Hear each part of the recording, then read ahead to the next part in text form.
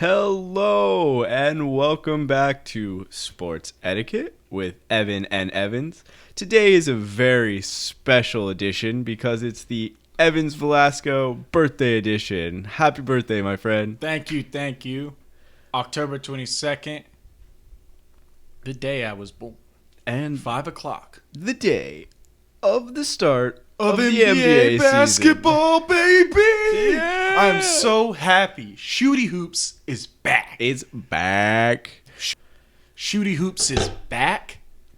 I am going to be firmly planted in my couch, drunk as a skunk, for the Lakers-Clippers game. And I'm just going to be, oh man, dude. I'm feeling good today, Evan. I'm feeling good today. I'm ready for this episode. We love it. So, for those of you that don't know, tonight the Clippers and Lakers open up in Los Angeles, obviously, with the Clippers being the home team. And we also have the defending champion Raptors playing against the Pelicans without number one pick Zion Williams, who had knee surgery, arthroscopic knee surgery yesterday and is out 6 to 8 weeks. Right. It was a meniscus. Yes. That they operated on. It wasn't a full tear. They just Right. repaired it. Right. And that's why we're saying the Lakers and Clippers are opening up, even though the Pelicans and Raptors played before, because who wants to see a Kawhi Leonard-less Raptors play a Zion Williamson-less Right. Pelicans team? Yeah, no. We did see Lonzo airballing maybe 2 or 3 free throws today. Oh, all I know is that when I saw that clip of him airballing a free throw during the preseason, I think that was a sign for a long year ahead. Yeah, after all the videos that we've been seeing out of the Pelicans that are like, check out Lonzo's new quick release. It's like, God. I mean, I think they need to still work on that shot a little bit more. Oh, no. Because he was wetting it up a little from three-point, but he's got issues with his free throws still. Yeah, no doubt. Definitely something that he's going to need to work on because, I think he is a great passer. I've never been a Lonzo Ball fan, but I think with the amount of talent that is surrounding him at the moment, considering Zion's a closing freak near the basket, Brandon Ingram isn't terrible. They got Derek Favors, certain people. I mean, he's definitely going to have the assist numbers. But if you're airballing for 3 free throws, I mean, come on now. Yeah, so let's get right into it, Ev Dog. So who do you think's going to win that game, Pelicans-Raptors? Well, I think the Raptors are just because they're a better team. They're coming off a championship. I mean, they've been there before. They don't have Kawhi Leonard, obviously, but, Siakam's not bad. Kyle Lowry is pretty hit or miss, but he's healthy at the moment, so maybe he'll get one good game in. I'm thinking maybe. No, I'm just being sarcastic. He actually didn't have a terrible year last year. Yeah, but I think he stepped up big time, and I think he's definitely the leader of that team still. Yeah. Pascal Siakam, man, I think he was super underrated, and he got way better in the playoffs. And No I think he got way better in this offseason too, just confidence-wise. I'm excited to see him play. No doubt. Well, and they need people to step up because they lost their superstar. Whether it's going to be Siakam, who honestly, he really can't do much better than last year. He was great. Or Kyle Lowry, who maybe has a later in his career kind of breakout season. But they're going to need somebody to step up. And what do you think? I think this year, it'll become Pascal Siakam's team. Okay. I think he's so good. I mean, he reminds me of, just left my brain.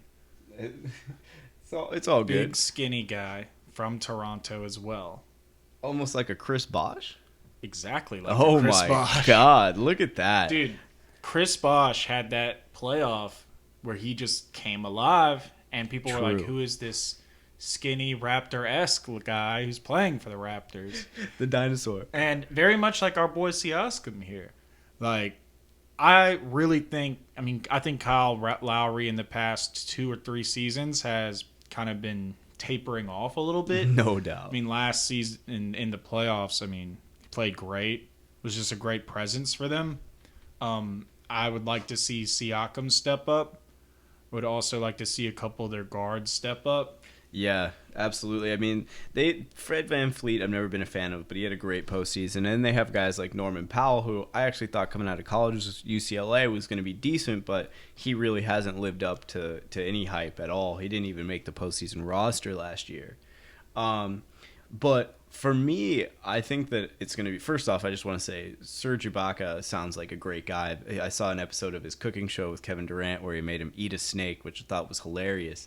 I actually expect him to kind of step up. I don't think by any means is he going to be having big, huge numbers, but down low, they don't really have a presence other than Siakam because they have Powell's brother Mark, and he's a little hurt. He's going to only play about 50 games, they're saying, this year. So when it comes to being a big man down there and just snapping up rebounds, you might see his stats go up. Yeah, I'm a huge fan of Ibaka. I always have been. Oh, okay. Yeah, I love him, dude. He was so good and super underrated when he was with the Thunder.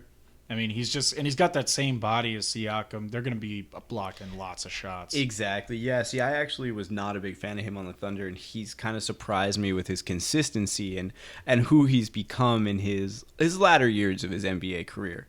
Now, going to the Pelicans really quick, you're a Lakers fan, and they have a lot of the Lakers draft picks. As long as, as well as Zion, who we know that you were a big fan coming out of South Carolina, and it's just one of the most hyped prospects since LeBron. But does that team make a jump this year? Do you see maybe a Drew Holiday get into the MVP conversation? What happens? Or is this a rebuild and without a completely healthy Zion, it doesn't really matter? Look, with Zion, and I was worried with Zion with the time he missed at Duke and then the time he was missing in the preseason, where I was just like, look, if this guy's got any knee issues, they just need to go ahead and go in and clean it up. I mean, this Rookie of the Year stuff is for the birds if you're going to ruin your whole career. Michael Carter-Williams won Rookie of the Year 5 years ago. Where is he now? Exactly. Yeah. Exactly. Like, it really doesn't matter that much in the long scheme of things. I know it's his goal that he wants to win Rookie of the Year, but being health, your health is your wealth, especially in the NBA. So I see really the guys who have to make the biggest jump this year: Lonzo Ball, Brandon Ingram. Mm-hmm. Brandon Ingram showed a lot of promise last season. He had a little run where he had better numbers than LeBron. Oh, wow. Yeah, small, 15-game run. And so if that Brandon Ingram can come back, that's great. But the 8 points, 2 rebound Brandon Ingram that plays over 20 minutes, if that shows up, then, this team's going to be about where I expect them, which is I think they're just going to miss the playoffs this year. They have J.J. Redick. You have Drew Holiday. I really just don't think that they're that great of a team yet. Fair. I don't see the mesh. Maybe when we get halfway in this season, it's oh, these guys have chemistry. Oh, these guys can play. Maybe when Zion Williamson comes back, he is the transcendent player that we think he's going to be, and he pushes that team. But I don't see them getting higher than a 6 seed at the best. I completely agree. I think that team has quite a few injury-prone players, including the people that they drafted this year. So I don't know if they make a big jump, but there's definitely building something there. Yeah, I'm not a full 100% believer in Jackson Hayes yet. Same. But I like what he could be. I like the idea of Jackson Hayes. No doubt. But I don't know if he's quite there yet. He's still he was a freshman last season. I think he's still 18 years old. Well, you kind of got to think about, no doubt. He was 6, and you got to think about it like this too. His freshman year of high school, he was 6. He was under 6'2". Oh wow! So he literally is still getting used to his body. Oh, yeah. Fair. That's why he moved so well because he was a guard. And yeah. See, but he reminds me of Mo Bamba. Yeah. It kind of comes out with he's a little skinny. He can block, he can jump, but he's still only 18 or 19 and just getting used to being 7 feet tall. Yeah. And Mo Bamba is a guy I think who's been tall his whole life. Everywhere he's played, he's been the tall guy in the middle. And Jackson Hayes, I think that's going to work better for him in the long run. Just his knowledge and having played the guard position. I think he'll just be able to read the floor better, and he showed it really well at Texas last year. Yeah. Oh, look, you're right. I had actually heard that and totally forgot. I'm giving you credit. That's just a great point.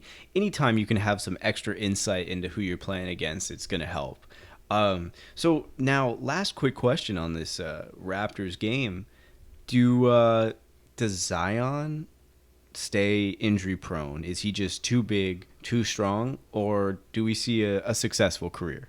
No, I think we see a successful career just because, like, he's so good, man. He's so good. And his explosiveness, I don't think this is an injury that's really going to set him back. It's not going to kill his athleticism. If anything, this is a preemptive type of surgery. Right. That, we're going to keep him healthy and we're going to make sure he's good. And even if we have to hold him out the first 6 to 8 weeks, it probably at the end of the day, I'm going to call it now, it's going to cost him Rookie of the Year.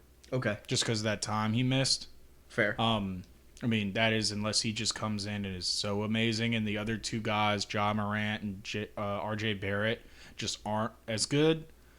I mean, he still has that chance, but I think he's going to be good long term still. He's too smart of a player and too explosive.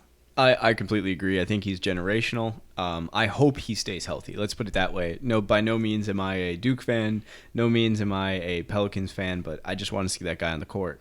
I would have asked you if you thought the Raptors were going to repeat, but I think everybody knows the answer to that. No, but so real quick, Pelicans Raptors, who you got? I have the Raptors. Yeah, just with the, it's going to be the overall aura of the night. It's going to be about them. And if Zion was playing, I might take the Pelicans because maybe he goes off. They show that they're an exciting young team, but I think tonight's the Raptors' night. See, I've got the Pelicans. I think Drew Holiday is going to put on a show tonight. Okay, I hope so. I drafted him last night in fantasy. Well, with that being said, let's move on to the real game. Lakers-Clippers. Uh-oh. We know Kyle Kuzma's out. Right. We know that Paul George is out. Right. Who you got, man? So this is the talk of the town. It has been for the past month. So the thing is I'm a Clippers fan, but without Paul George, I don't see them beating Anthony Davis and LeBron James. I don't think that the Kuzma injury is as detrimental to their team as people think. I think that being the sixth man, you have a great impact on the game. Obviously, there's a six-man award for a reason, but you don't start there. He's injured. He wasn't going to play full minutes, even if he did play. I think that I see the Lakers winning tonight, but overall, the Clippers may be a better team when Paul George comes back. Just depth-wise, I'm a bigger fan of people on the Clippers bench-wise, other than like Alex Caruso and Avery Bradley. But sadly, I have the Lakers tonight, somewhat handily, because I think that they have more to prove than the Clippers. I think the Clippers understand that this is a process, where the Lakers they have to win now, and they need to be number one in the league now. Yeah, I agree with you there. I think I obviously have the Lakers as well tonight. With Paul George being out, I think it's going to be tough going for the Clippers. I mean, that being said, you're totally right. I think that Montrezl, my boy Montrezl Harrell, is going to have a great year. Yeah. He looks tough. I saw him at the preseason just last week and 2 weeks ago, actually, and he looked really, really strong against Denver. Was driving, just very comfortable with the ball. He's all heart. Yeah, all heart, and now he knows. Like, I feel like he's a much smarter player, having been with that team and kind of having to take the defensive brunt last season and be the guy who gets the rebounds and hits the guy open like, Lou Williams. Yeah. And I thought Lou Williams looked sharp too, and Zubac. I'll tell you this right now. I think that Lou Will's going to start the year on fire and then eventually actually doesn't put up – I think he puts up the worst numbers he's had in 3 or 4 years, just because his pure just jack it up from behind the three-point line is not going to be as valuable anymore, because he's going to have a couple other guys to play with. One guy I think that's actually going to do well, and I'm sorry to bring this up, is Zubac. I think that he's a good change of pace. He's a little bit more untraditional, where Harold he's going to get rebounds, he's going to make a layup, but he's not going to shoot, he's not going to do anything. Where Zubac, he's a little bit more of a new style player, and I believe in having a couple good down low players. But trust that's just me. As a Laker fan, I was kicking myself watching Zubac run up and down the court in that preseason game against Denver, because I was just like, look, this guy's good. This guy's going to get you a quiet 8 and 8. Like, even if he's like the 8th guy off the bench, Yeah. he's a solid player and he's young. The thing is he Killed signed me off. that they traded with him, man. Right. It killed me. He's young. They signed him to a 4-year, $30 million deal. I mean, you have to think he's going to be playing on that team. Oh, he'll definitely be playing. Yeah. I mean, he that's what killed me. I mean, I was watching him. I was like, dude, look, that's a guy who can easily be 8th or 9th on your bench, and he can play. Right. Like, you can put him in a playoff situation. Oh, and like, have confidence. And be like, okay, like, I might yank him if he starts to choke, but I don't think that's going to happen. Like, he can play. Well, and for me, if you look at the Lakers roster, it's like they could have kept Zubac for just about the same as if they have JaVale McGee. And it's like, who would you rather have? I mean, JaVale McGee and Dwight Howard are kind of the same person these days almost. It's like...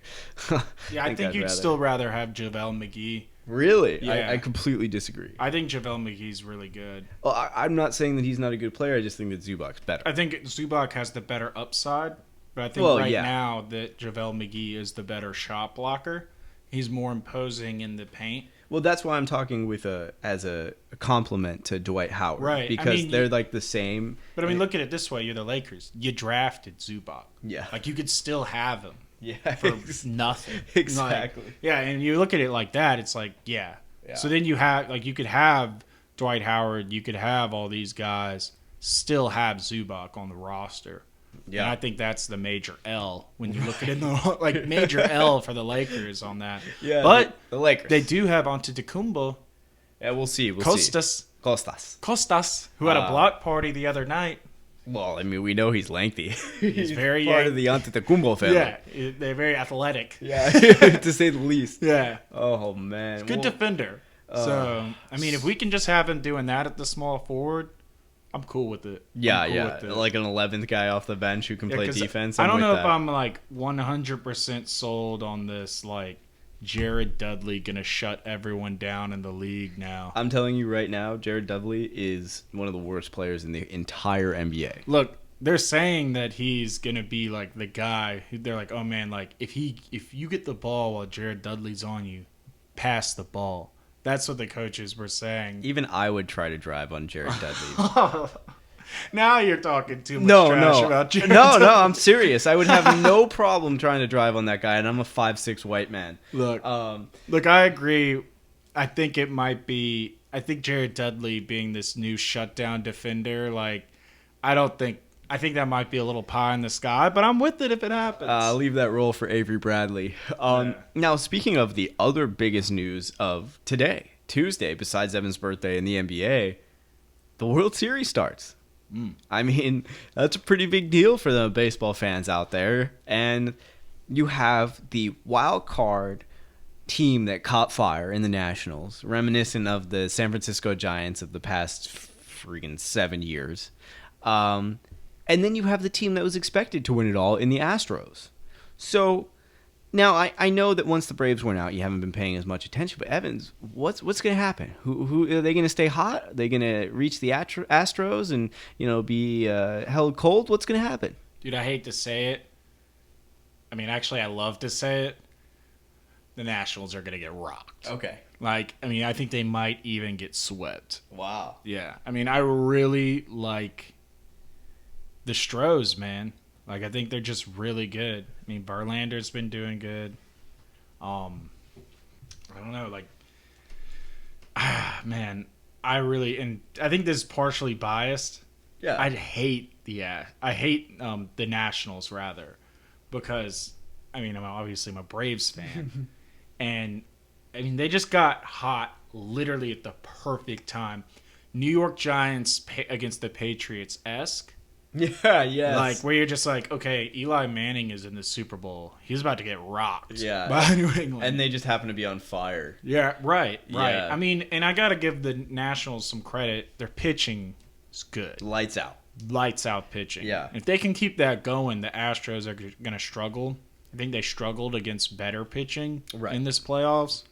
But, I mean, the Astros, their bats are just so hot, man. Like, when they get hot, they're on fire. They're like lava. I mean, so I was able to watch the last two games of their previous series pretty intently against the Yankees, and the thing that kind of just stood out to me was The Yankees would get through the heart of their order. They'd get through the Correas, the Altuves, the Springers, the Branleys. And then there's still guys that can hit after that. And that was what was so impressive to me is we know about the starting rotation for the Astros. We know about Justin Verlander, Garrett Cole, and Zach Greinke. We know that Greinke hasn't had the greatest postseason, and we know that Verlander and Garrett Cole are borderline unhittable. But when I was looking at the lineup, there was just not a single quote-unquote easy out. Even the guy who's batting 0.53 on their team had 2 home runs in the wild card game. I just don't see anybody out hitting and out pitching them. But then again, I didn't see the Nationals beating the Dodgers. I didn't see the Nationals going to the World Series. And when you have Strasburg and you have wow, I'm blanking on his name too. I'm having an Evans moment here. And you have Scherzer. You're definitely going to be a competitive team. Now, their bullpen's not very good, so that could hurt them. Considering, like I said, the Astros have a great lineup. But I'm excited. I think that the Nationals are kind of a story, and I think that the Astros have a lot of pressure on them. So it's going to be very interesting to see what happens. Yeah, I mean, it's going to be great. Astros have hot bats. Nationals have the hottest pitching bullpen right now. I mean, it's good. I think it's going to be a good World Series. That is, unless the Astros just come out and play like the team we all know they are. Yeah. I mean, they're just such a good roster. I really think at the end of the day that the Nationals won't be able to stand up to that. Right. Even with if Scherzer's playing really great and Cole's good. Yeah. So one last thing I just want to say about baseball. The only reason I'm really, really excited that the Nationals are in the World Series is because Bryce Harper is no longer on their team. He got greedy, took a big contract for a non-playoff team, and his replacement, Juan Soto, has been unbelievable. And so that just makes me happy because of nothing against Bryce Harper, but just against greed in general. So just kind of wanted to put that out there that no matter how good you are, you're not, unreplaceable. Yeah, I'm going to put it out there against Bryce Harper. Screw you, Bryce Harper. Yeah, there you go. I'm glad you're not on this team. And I hope and part of me hopes they do win just because you left the year before. And they should put up a statue of you outside wearing a Phillies jersey just to remember that you were the one holding them all back. Well, didn't he make that mistake at the beginning of this season where he's like, we're going to do everything we can to get the Nationals to get Washington to the World Series? The biggest misspeak in the history of joining a team and having an intro press conference. The biggest choke ever. I mean, you literally say the team that you just turned down $300 million from to sign with another team for $20 million more, you're trying to get them a World Series. Now, I understand it, you misspoke, but come on, you got to be paying a little bit more attention than that. So moving on to something that we kind of stood out to us. Not baseball related, not basketball related, but it's football related. And it's the fact that there are 4 teams that kind of stick out in the NFL. The 2 that are undefeated, the San Francisco 49ers and the New England Patriots. And then there are teams that are winless in the Cincinnati Bengals and the Miami Dolphins. So, Evans, are we going to see 2 teams go undefeated and 2 teams winless? No. I mean, I think the Redskins could... I mean, they're going to win a game, I think. Well, they did. They've won 1 game. Wait, so they're... It's the Bengals and the Miami Dolphins. The Bengals. I'm sorry. I'm looking at the Redskins here. No problem. So, yeah, the Dolphins are definitely not going to win any games. Not a chance. I mean, they got a onside kick return for a touchdown this past week, which is one of the most amazing things I've ever seen in football, especially at the NFL level. Yeah. So, I don't think they're going to win any games. I mean, that being said... now I'm thinking about the Patriots. And as much as I want to just be like, nah, like they're gonna lose to some team. You don't become rich betting against the Patriots. I'll just put it that way. So, I mean, I hate Tom Brady and I hate the Patriots and I just hate that they're so good and they're so dominant. But I could easily see them winning out the rest of the season. Their defense is legit. Yeah. It's a legit defense. Tom Brady. It might be the best they've ever had. Tom Brady looked a little rusty, I thought. Well, he doesn't have the arm anymore. Yeah, in the first 2 or 3 games, and that's why you saw they made a move today for Mohamed Sanu. Yeah, sending a second-round pick to the Falcons. Right, and I think that's a big move for them, and it's a good move for the Falcons too. I mean, if you know the Falcons, that's pretty much their third option. Yeah, well, and I mean, a second-round pick isn't bad for an older guy at all. Oh yeah, and I mean they need that to rebuild that defense too. Yeah. So I mean, I like that move For both teams, definitely. Yeah. Definitely a smart move. But, you also see the 49ers making moves. If you want to talk about undefeated teams. It made 4 moves today. Mm-hmm. Picked up Emmanuel Sanders. Got a left and a right tackle. Yeah. So, yeah, I mean, I'm always a big fan of lining up with a great offensive line. And they're going to get their fullback Juszczyk's back. But I completely agree with you on Miami. I completely agree with you on the Patriots, sadly. I do think we're going to see an 0-16 team and a 16-0 team. But I don't see the Niners going undefeated. Not a chance. Their division is too difficult. They have too many good games down the stretch. And the Bengals? I don't think Jimmy G is, playing to that level yet either. No way. Well, and it's just for them, it's game to game. Either he does well or the running back does well, which you never know which one it's going to be. They have 9 of them there. And there's going to be one of those games week 12, week 13, that they're just both not going to play well. Well, the difference between them and the Patriots is the experience. And Belichick and Brady have made it through a regular season undefeated. Everything that's thrown at them, they've seen before. And with the Niners, this is the first time that in a while they've been in the driver's seat. Their quarterback is inexperienced. Their coach is inexperienced. You say he's inexperienced, though, but he's been to a Super Bowl. Kyle Shanahan. I mean, if you look at I'm talking as a head coach in the NFL. I should have clarified that. And, it's funny. I was thinking this right as I said it. I was like, I should have said it. I never thought I'd be over here sticking up for Kyle freaking Shanahan. Seriously. You got to give him some props. I mean, look at Atlanta now and where they were. And now look where the 49ers were and where they are now. Yes, very true. And I mean, look, we were looking at Atlanta. We thought they'd be good for years. Oh, yeah. I mean, if you told me at halftime of that game that they were going to win the Super Bowl and be good for a few years, I would have totally agreed with you. And now they're in an almost full rebuild.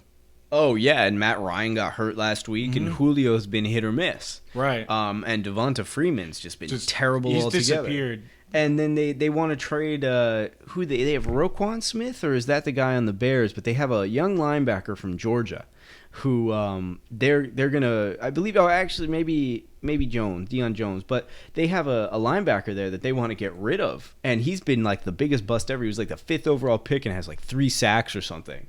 And he's owed $40 million next year, something ridiculous like that. I mean, they are in a full rebuild where now all of a sudden the undefeated 49ers, oh my goodness. Are you talking about Vic Beasley? Yes, that's exactly what I'm talking about.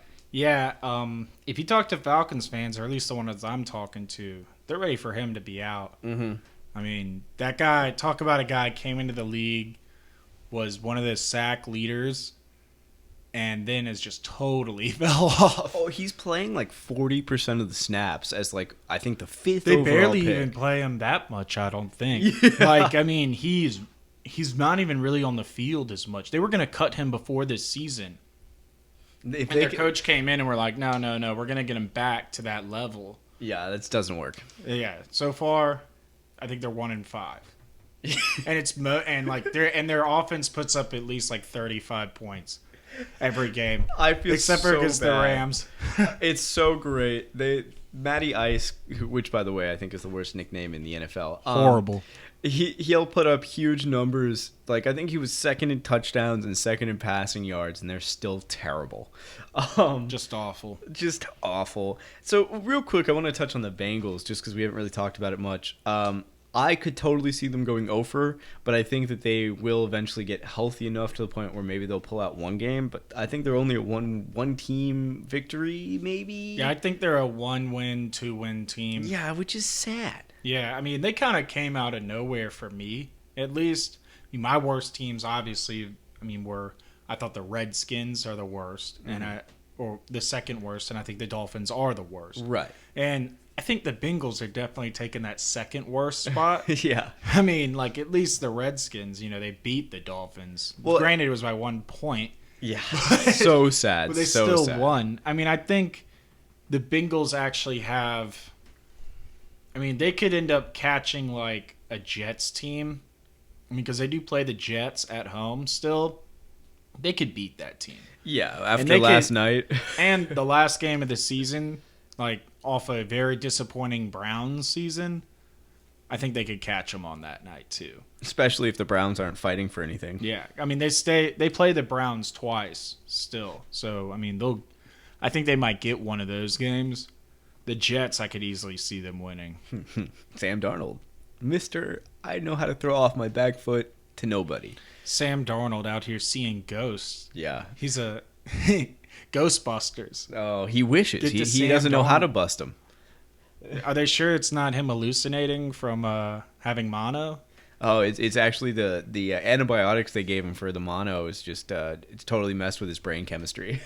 I wouldn't doubt it. But anyway, screw him. He went to USC and not the South Carolina USC. So speaking of kind of excitement and something new, the XFL just came out with their schedule. Yeah. There's 6 teams. Week 1 starts February 8th. Okay. We've got Seattle versus DC. The Seattle, what are they called again? The Dragons? I don't know. All I know versus is that the DC Defenders. Oh God! Yeah. The LA team has the nickname of the Wildcats, which I think is just about the worst nickname they could have picked because not only is it like, user generated Madden team, typical name, but it's lazy, and there's no Wildcats in LA. All of these guys, like, let's be honest, all of these teams sound like Madden generated teams. Yeah. Either that or teams you would see on the Blitz. Oh my God! Remember yes, the Blitz exactly. game where you can like intentionally break people's legs? 100%. I'm pretty sure this is what's going to be. I think they had the DC Defenders literally. I think someone went back in time from 2020 and made that game, and was like, "Look, this is the XFL." Because, I mean, you've got the Houston Roughnecks. Oh, my. The Dallas Renegades. The Los Angeles Wildcats and the Seattle Dragons in the Western Conference.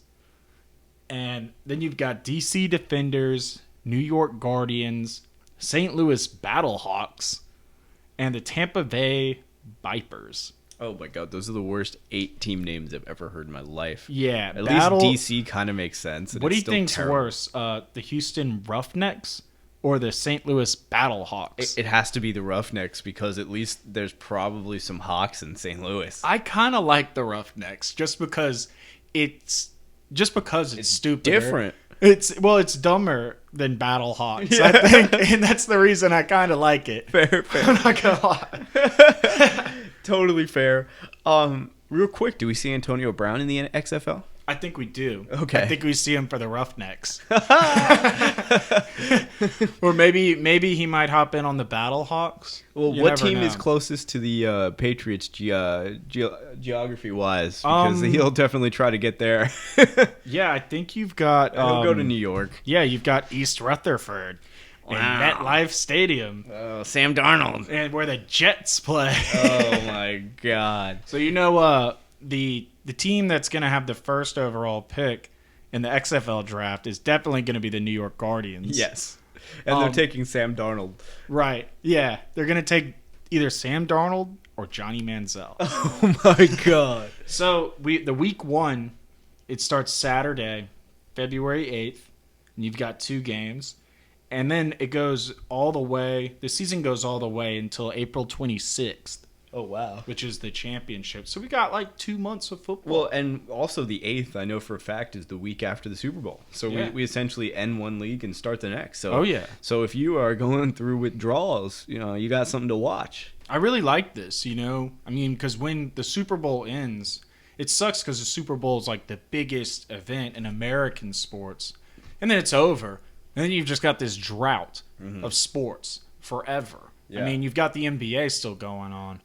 But it'll heat up and then it'll be over soon after that. Well, as we discussed, I mean, we are in the prime time of sports right now. We have every major sport in America where once football ends, it's just basketball and hockey, and then once that ends, it's just baseball. So trust me, I hear you. I just think it's cool that somebody decided to say, hey, look, like, just because you're the NFL, just because you feel like you dominate everything, I'm going to throw some money in this. And we're going to try to get some guys who maybe deserve a shot or deserve to at least maybe just get better and then get their shot in the NFL. We're going to give them a place to play. I totally agree, Evan. I mean, hats off to Vince McMahon for this. And I think he's going about it a very smart way. What we just said about like him starting the season right as the NFL season. Yeah. Basically being like, hey, like we're not trying to compete with you guys for ratings. Exactly. But we're going to give these fans a product that they want. And the games are going to be on ABC, ESPN, Fox, ESPN2, FS1 and 2. I mean, he's getting good carriers for these games. Yeah. Like, we all have these channels. Yeah, and you're all so right. It's about not competing with the NFL, and that's what he's doing correctly. Yeah.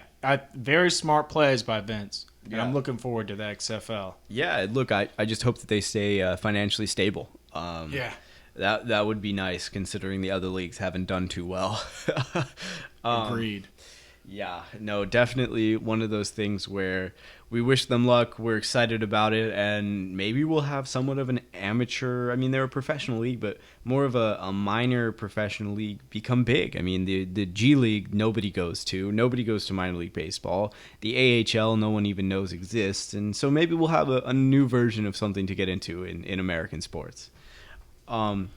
Now, speaking of American sports, there's a guy who's a point guard in the NBA. His name is Stephen Curry. He's a pretty decent player. You may have heard of him. He might be the greatest shooter of all time. Yeah, he's okay. He's been to a couple finals. He may have won a few. Michael Jordan, the GOAT, well, in many people's mind, says he is not a Hall of Famer yet. I completely disagree. What's your take? I mean, look, if Steph Curry isn't a Hall of Famer, I know Carmelo Anthony is somewhere just punching the air. I mean, like, and not even Carmelo. I mean, if Steph Curry's not a Hall of Famer in this era, then who is? That's the question I have. That is 100% the question, because you look at a guy like KD, who probably, is maybe regarded a little bit better, doesn't have the championships. You look at a guy like LeBron, everybody is going to kind of look at him as the best of this era. So what, is he the only one that makes it? That's just not possible. If Steph Curry's not... Charles Barkley is in the Hall of Fame. Yeah, well, he's a great player. Never won anything. Well, he's a great player, but, what is he... I'll give you Steph Curry's... No, I'm agreeing with you. I'm just saying, at least that guy's a good player. Right, yeah. Yeah. I agree. And look at all the guys who, questionable, they get into the Hall of Fame. Steph Curry's a 3-time NBA champion. And he went back-to-back in 17 and 18. And he honestly could have had another one last year. Also went back-to-back MVP right. in 15 and 16. Right. Which people don't realize how hard it is to go back-to-back MVP. Very few people have. Yeah, rarely ever happens. 6-time NBA All-Star, 3-time All-First Team, 2-time All-Second Team, 1 third team. Was the NBA scoring champion in 2016. NBA steals leader in 2016. Oh, wow. And also joined the 50-40-90 club. Look, and 2011 NBA Sportsmanship Award, which we can't forget about that. The most important thing in sports. Really. It's being nice to your fellow athlete. Why do you think we're called sports etiquette?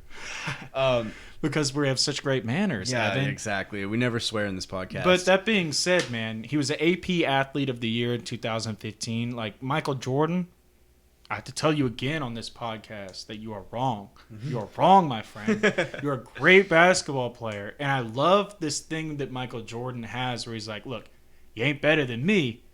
You're not good enough to get in the Hall of Fame. Which is ridiculous, but I kind of like it. Like, just the mentality that Michael Jordan still has. He's still such a competitor. Yeah, he's like that grandpa, on the stoop that's just like, yeah, I could kill you if I was out there.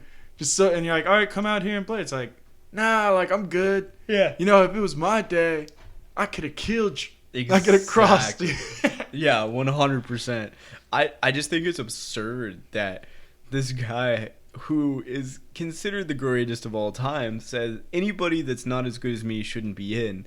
Just because it's like, well, what, you don't think that there's any good players out there? Anyone that's a Hall of Famer? And look, I know that you're maybe amazing, but it's like, come on. There's been some pretty spectacular people over the 50 years plus of basketball. I mean, I think really, and people say this all the time, so I'm not like coining this by any means, but like Steph Curry was definitely the Michael Jordan of the three-point era. What Michael Jordan did for the dunk, Steph Curry did for the three.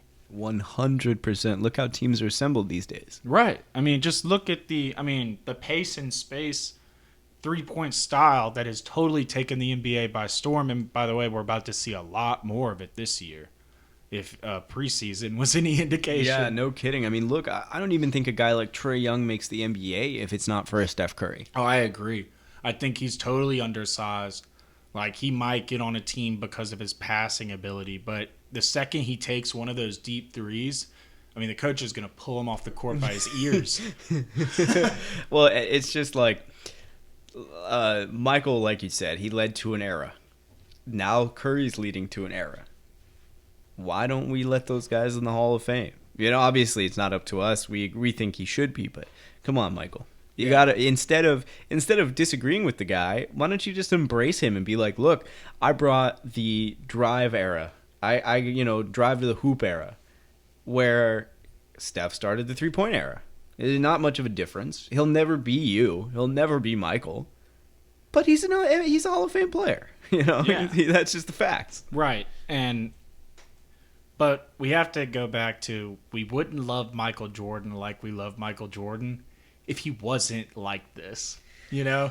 Like, if he was some nice guy, like, we wouldn't like him as much as we do. Well, and that's totally fair. I mean, look, this is a guy who, in the midst of his prime, decided to walk away and play minor league baseball. So he's definitely an interesting man. That's right, to say the least. He came back and won another championship. Yeah, not too shabby. Yeah. But, you know, on that note, I just want to say again, happy birthday to my co-host and my friend Evans. Thank you, Evan. Glad we got to do a podcast on the actual day. Happy NBA season. Happy World Series. And thank you for listening. We hope that you come back next week when we talk a little bit about who's going to be buying and selling at the NFL trade deadline and how the NBA season's going and how our fantasy teams are doing, because we're in a league together and we got to tell you how that's going. Oh, yeah. Time for a little update, man. Can't wait for next week's episode. It's going to be great. Hope you all listen. Thanks again for listening today.